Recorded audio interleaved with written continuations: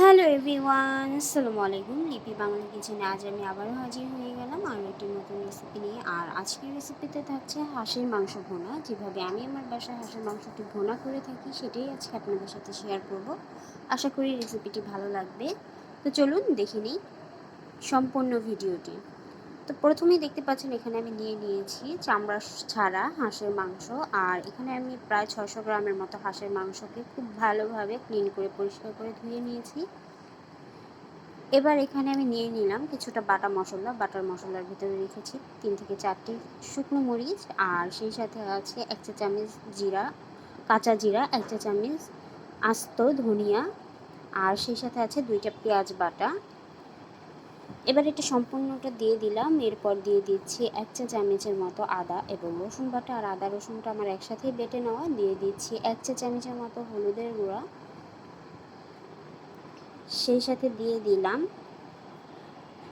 1 চা চামচের মতো গরম মশলার গুঁড়া, আর দিয়ে দিচ্ছি স্বাদ মতো লবণ। লবণটা অবশ্যই আপনাদের পছন্দ অনুযায়ী আপনারা দিয়ে নেবেন। এবার সম্পূর্ণ উপকরণ দিয়ে খুব ভালোভাবে আমি এটাকে একটু ম্যারিনেট করে নেব। আর যদি মাংসটাকে ম্যারিনেট করে রাখা হয় তাহলে হাঁসের মাংসের টেস্টটা আরও দ্বিগুণ বেড়ে যায়। তো এটাকে আমি 30 মিনিটের জন্য ঢেকে রেখে দিচ্ছি। ফিরে এলাম 30 মিনিট পর। আর 30 মিনিটে দেখতেই পাচ্ছেন এটার থেকে অনেকটাই পানি ছেড়ে দিয়েছে। এবার চলে যাচ্ছি চুলায়। চুলায় প্রথমে আমি একটা হাঁড়ি বসিয়ে তার ভিতর দিয়ে দিলাম 1 টেবিল চামচ সয়াবিন তেল। এরপর দিয়ে দিলাম 1 টেবিল চামচ সরিষার তেল। এই দুইটা তেল একসাথে করে আমি রান্নাটা করব। আপনার চাইলে যে কোনো একটা তেল এখানে ইউজ করতে পারেন।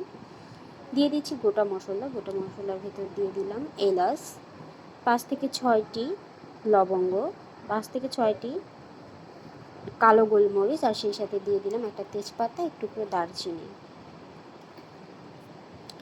এবার যখন এই মশলাটা একটু ভাজা হয়ে যাবে তখন এই পর্যায়ে দিয়ে দিচ্ছি বড় সাইজের একটি পেঁয়াজ। আর পেঁয়াজটাকে হালকা একটু বাদামি কালার করে ভেজে নিলাম।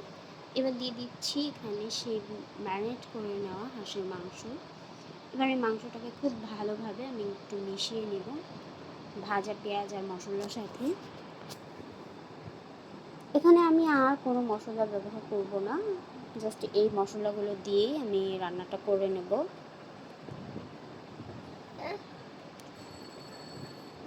যখন মশলা মানে হাঁসের মাংসটা মশলার সাথে মাখানো হয়ে যাবে সে পর্যায়ে আমি এটাকে ঢাকনা দিয়ে ঢেকে নিলাম।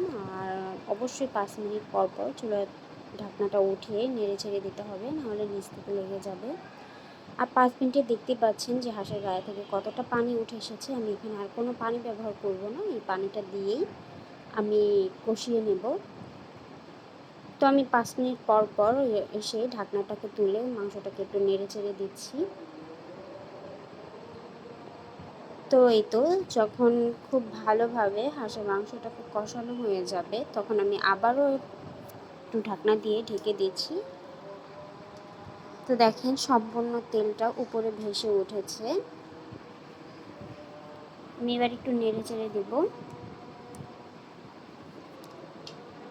তো কাছ থেকে আমি একটু দেখিয়ে দিলাম যে দেখেন দেখতে কতটা লোভনীয় লাগছে এখনই। তো এর পর্যায়ে আমি যেহেতু ঝোল দেব তো ওই জন্য আমি এখানে ফুটনো গরম পানিটা ব্যবহার করছি। প্রায় 1 কাপের মতো আমি এখানে গরম পানি দিয়েছি। আর অবশ্যই চেষ্টা করবেন হাঁসের মাংসের কষানোর পর গরম পানিটা ব্যবহার করতে। যদি ঠান্ডা পানিটা দেন তাহলে দেখা যায় মাংসটা চুপসে যাবে আর শক্ত হয়ে যাবে। তো ওই পর্যায়ে আমি আরও 5-6টি কাঁচামরিচ দিয়ে দিলাম। অবশ্যই হাঁসের মাংসের ভিতরে একটু ঝালটা ভালো লাগে খেতে। তো ঢাকনা দিয়ে আবারও ঢেকে দিলাম। আর কিছুক্ষণ পর পর আমি ঢাকনাটা তুলে নেড়ে চেড়ে দিচ্ছি। তো এই তো দেখতে পাচ্ছেন আমার তরকারিটা হয়ে গেছে। এবার পরিবেশন করে নেওয়ার পালা। এই তো আমি প্লেটে তুলে নিলাম হাঁসের মাংসটা। দেখেই বুঝতে পারছেন যে কতটা লোভনীয় লাগছে, আর খেতেও মাশাআল্লাহ খুব ভালো ছিল। তো আমার আজকের এই রেসিপিটি আপনাদের কাছে কেমন লেগেছে অবশ্যই কমেন্ট করে জানাবেন। আল্লাহ হাফিজ।